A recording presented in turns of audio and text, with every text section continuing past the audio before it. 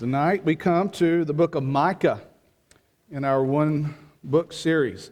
Micah is that little book, about 7 chapters, just after the book of Jonah. If you still have your bookmark there from last week, just open it up to Jonah, turn over a few pages.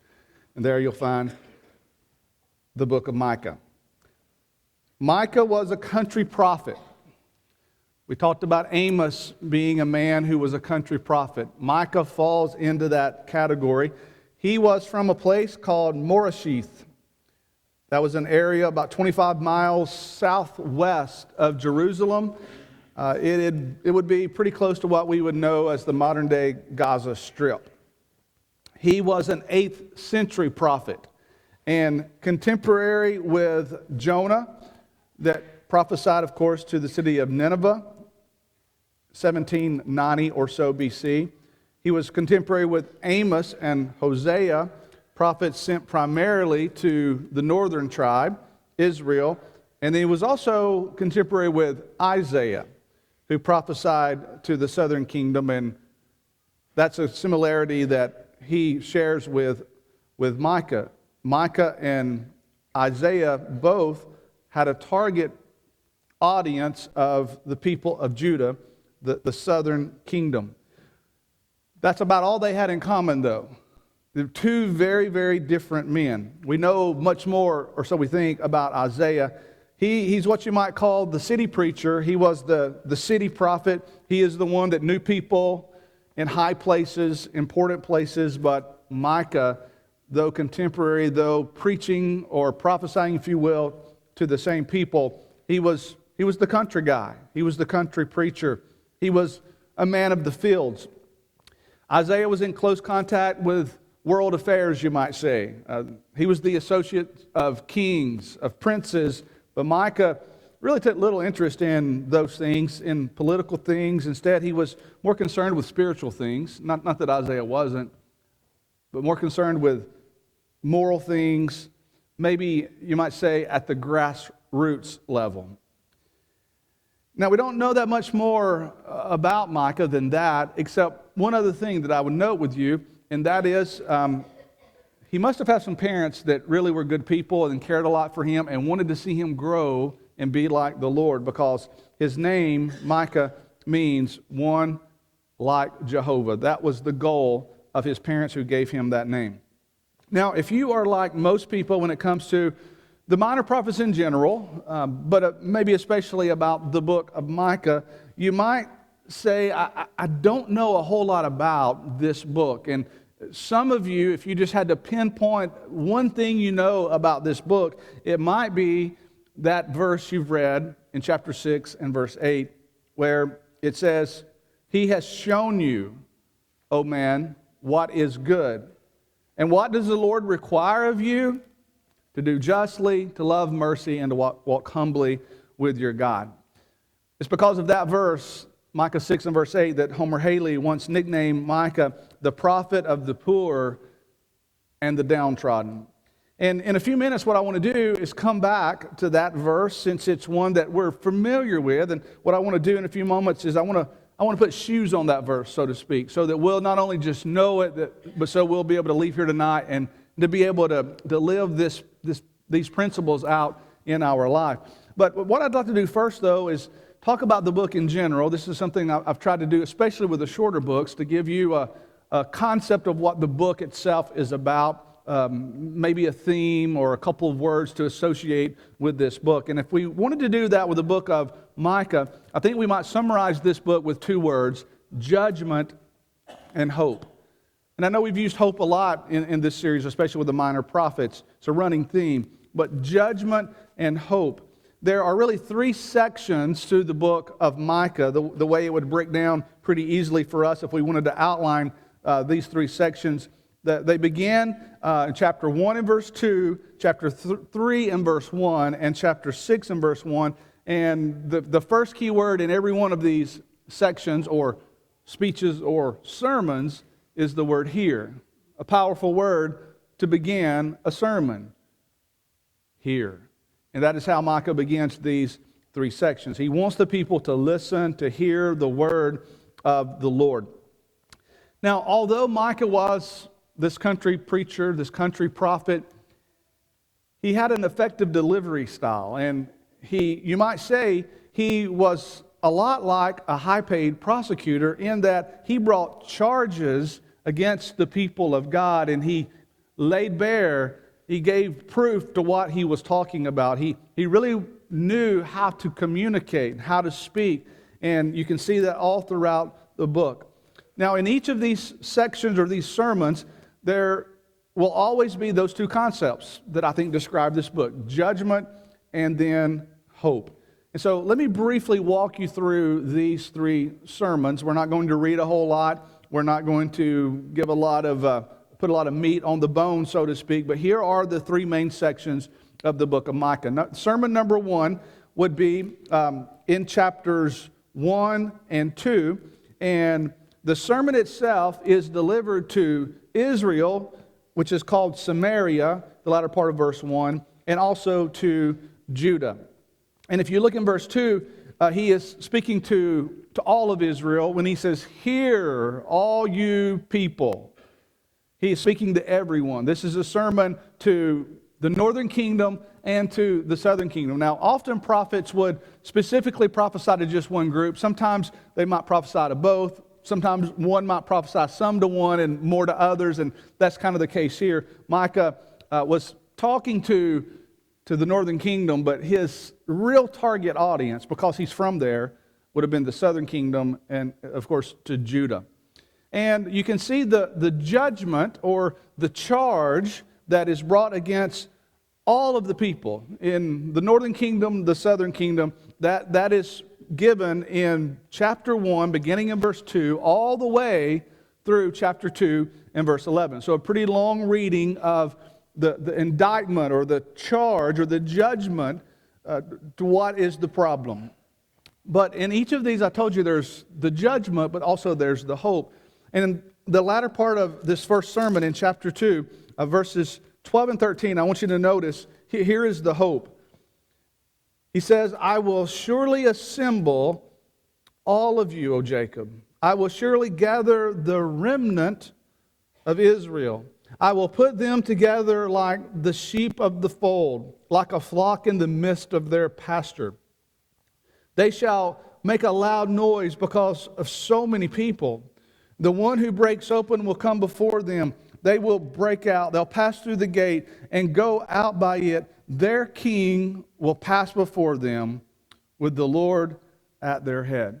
In each section of hope in Micah, two things are prominent. One is there's a mention of the remnant. This is the hope.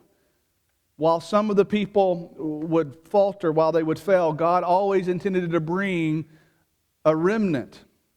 And so remnant is mentioned in verse 12, and then he mentioned how that their king will pass before them.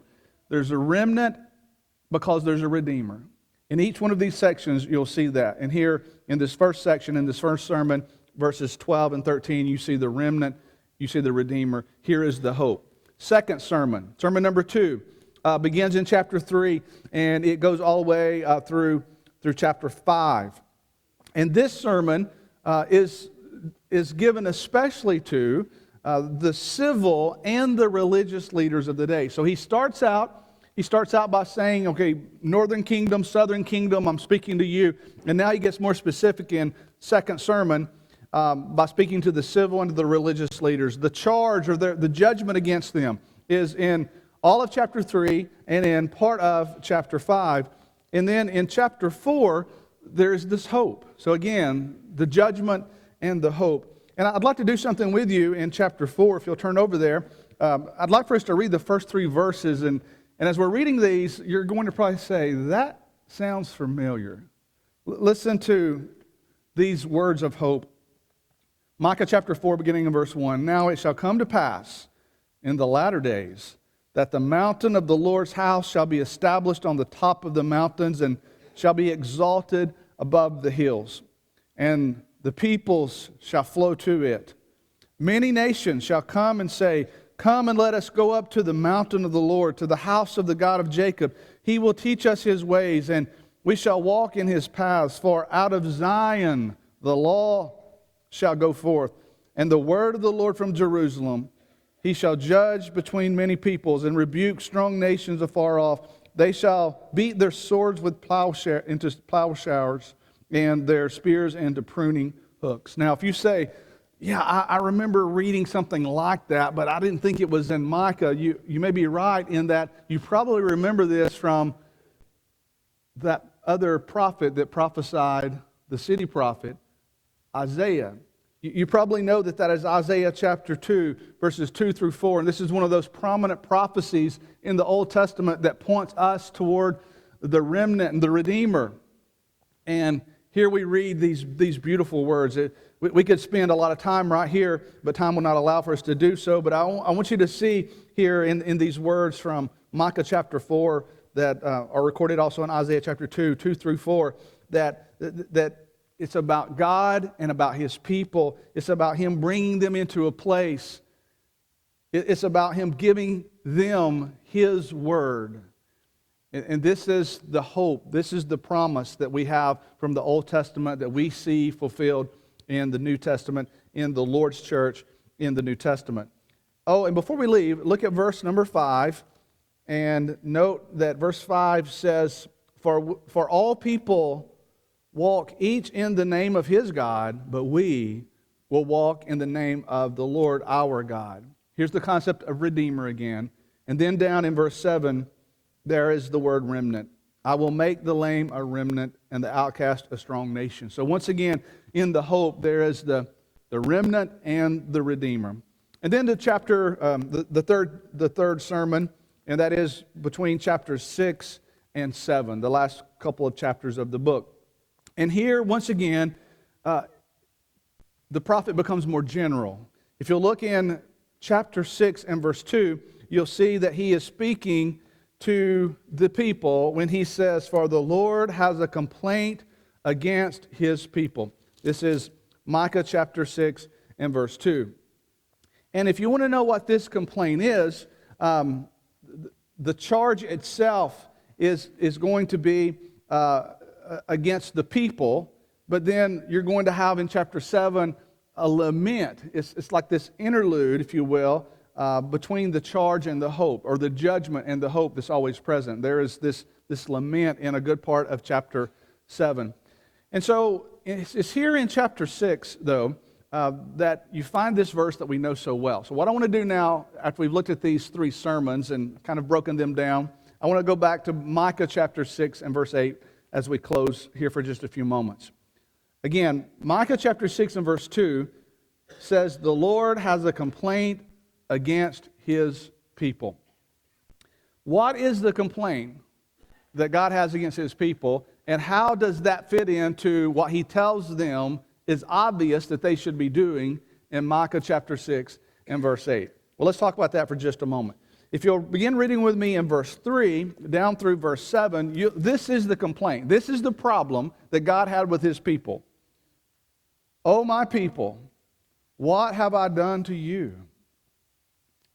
And how have I wearied you? Testify against me. For I brought you up from the land of Egypt, redeemed you from the house of bondage. I sent before you Moses and Aaron and Miriam. O my people, remember now what Balak, king of Moab, counseled, and what Balaam the son of Beor answered him. From the acacia grove to Gilgal, that you may know the righteousness of the Lord. With what shall I come before the Lord, and bow myself before the high God? Shall I come before him with burnt offerings, with calves a year old? Would the Lord be pleased with the thousands of rams, 10,000 rivers of oil? Shall I give my firstborn for my transgression, the fruit of my body for the sin of my soul? And then you come to verse number 8. He has shown you, O man, what is good. And what does the Lord require of you? To do justly, to love mercy, and to walk humbly with your God. So let's try to put some shoes on this. This is sometimes called the Micah Road. How do we walk the Micah Road? Well, the complaint or the judgment against the people. Let's first of all talk about that. God had saved them. God had rescued them. He had done so that they could be his people, so they could be righteous. But they had reduced their response to God. They had reduced their life for God into heartless rituals of worship. In verses 6 and 7, you can really see that. And this might be synonymous with what we sometimes hear people say, well, religious people just go to church and check the box. These people were going through those same motions. In other words, they were religious, but it was empty. It was ceremonialism. Their religion had become a matter of form. Their observances were thought to meet all the religious requirements. In other words, the people believed as long as they performed the externals, the external acts of worship, that they had God in their favor, that God owed them. They were entitled to his divine favor and to his protection. And so everything they were doing, it could be summed up with what you see here in verses 6 and 7. They believed in burnt offerings, and especially offering a yearling or a calf a year old. And that was regarded as the top choice in sacrifices. They believed thousands of rams. This concept suggested that maybe this large quantity could be offered to God to try to gain his favor. Or the 10,000 rivers of oil. That was used in temple worship, but all the oil in the world would not bring one into fellowship with God. And what about one who might even consider offering a human sacrifice, even their firstborn? That would be what a lot of people would consider the most precious offering you could give to God. Now, I want to remind you that sins were always forgiven through sacrifice. It was true in the Old Testament, and obviously it's true today, because we know that it was done once and for all at Calvary when Jesus died upon the cross. So there's these verses and these references to worship and what the people were doing in worship. These verses aren't saying that these sacrifices were meaningless. Don't misunderstand. What these verses are reminding us, and what this passage is reminding us, is that religious observances, worship, as we might say, can be empty and ineffectual if our lives are empty, if our hearts are not right, if all we're really doing is, as we might say today, going to church. Those things become empty and ineffectual. And so what is the answer to that? How do you put the shoes on the feet of this verse? How do you walk the Micah road according to Micah chapter 6 and verse 8? Here is the answer. God has shown us what to do. He has shown you, O man, what is good. What does he require? And these three things are mentioned. Now remember, he's talking to his people. He's talking to his people who are offering sacrifices. If we were making an application of this to our lives today, it would be God talking to Christians. It would be God talking to those who believe in the sacrifice of Jesus Christ upon the cross. It would be those who believe that we can meritoriously do nothing to earn our salvation. So this would be in the application to those who are saved, those things that we do that flow out of our saved state and our service to God. These are the things that God would have us to do. Three things. Number one, he says to do or to act justly. What does the Lord require of those who follow him? To do or to act justly. What does that mean? Someone has said it means just to do the right thing. But that just sounds so vague that perhaps we need to give a little bit more to that. Adam Clark suggests that this, for a man to do justly, he renders what is due to others. He renders what is due to others. Not just what is due to others in men's eyes, but in God's eyes. And that's the important thing. So to do justice is to do the right thing, but it's to do the right thing no matter how inconvenient it might be, according to God, according to God's will.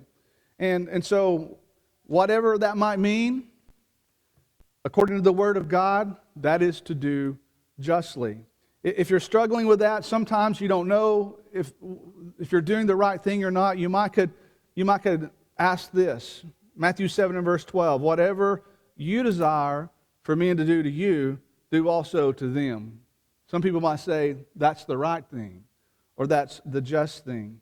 And remember, the law of Moses was very, very aware of justice and or injustice. And very often the people, they were told to do certain things to cause those who were less fortunate to have what they needed. Remember, they were to leave the very edge of their fields so the poor, the downtrodden could go and they could glean there and they could have food. And so all of this is part of living for God under the old law, and if we're going to make a proper application, how we do justly and act justly as servants of God today. So, first of all, he says to do or to act justly. Secondly, to love mercy or kindness. Maybe your translation says to practice loving kindness. What does that mean? Well, I think all of us probably understand that mercy is something that is hard to give, but it's something that we all want. Mercy is recognizing that we're in need of something, that we want mercy, and so we should give mercy. Practically, it means that we need to approach people without preconceived notions. It means that we should give to others the benefit of the doubt. And loving mercy also means that we ought to be willing to forgive people. If we want God to forgive us, if we want God to be merciful to us, then we should be willing to do that for others.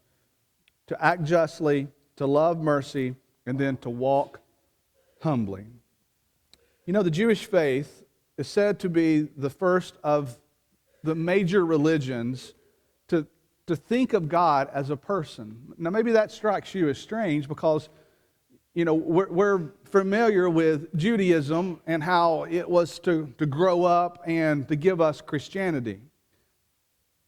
Maybe that sounds strange to you that other religions, though, don't think of God in a personal way. But from the very beginning of the story in the Bible, we see examples of this. When Adam and Eve are in the garden, the Bible says in Genesis chapter 3, verses 8 and 9, that God went and walked with them. Now, God's a spirit. Does the spirit have legs to walk with? I don't know, but that's the way it's expressed. And so we're given this image that that we can relate to God, that we can fellowship with God, that we can even be friends with God, that we can converse with God. And so that is something that's really, really beautiful. Now, as I said, this may sound very familiar to you, but for a lot of other people that come from other faiths, they see God as abstract. They see God as removed. They don't think that God is relatable, and yet we know that God is. We know He is a personal God. We know He's concrete. He's understandable. And what's beautiful about the way God is described to us is He is described as someone that we can relate to, that we can understand. We can have this fellowship with, or we can walk humbly with. In her book, Living with Contradiction, Esther DeWall tells us that the word humility actually comes from another word, humus. And that word sometimes suggests that which is described as compost. And so if you make an application here, to walk humbly with God is to remember that with every step you take, you are of the earth. You live upon the earth, but you have at your disposal a relationship with the God who made this place and who made us. We, although we're humble, we're of the earth, we can have this relationship with God. And so humility means being the person that we are before God. It means that we're not putting on a show. It means we take off the mask, no facade. If we humble ourselves before God, if we walk humbly before God, we don't have to mimic someone else. We're just supposed to be us. So maybe we ought to ask, if we don't think this walk with God is going correctly, maybe we ought to ask, who am I trying to be like instead of just being myself? To walk humbly with God. What does the Lord require? He requires that we act or do justly, that we love mercy and kindness, and that we walk humbly with our God, walking the Micah road. Perhaps you say, well, I'm kind of struggling with that. Give me something to think about or something to do so that I can make a change if I'm struggling with this. Well, remember I said that there was judgment and there also was hope in each one of these sermons. And here at the end of the book of Micah, in Micah chapter 7, verses 18 and 19, I want you to see where there's this remnant and there's this Redeemer. And if this is something you've struggled with, to do what the Lord requires of you, and you're thinking, I need to do something different, it might mean coming back to this God who allows people, the remnant, to come back to Him, their Redeemer. Micah chapter 7, verses 18 and 19. Who is like you? Who is a God like you? Pardoning iniquity, passing over the transgression of the remnant of His heritage. He does not retain His anger forever, because He delights in mercy. He will again have compassion on us, and He will subdue our iniquities. Here is the idea of the remnant and the Redeemer. He is a God who pardons iniquity. And so tonight, this is the God that you're invited to walk humbly with. And if we can assist you in that walk, we want to be able to do that. If you want to become a Christian or if you want to renew your walk with the Lord, we're going to sing this song. If you need to respond, we encourage you to do it right now as we stand and as we sing.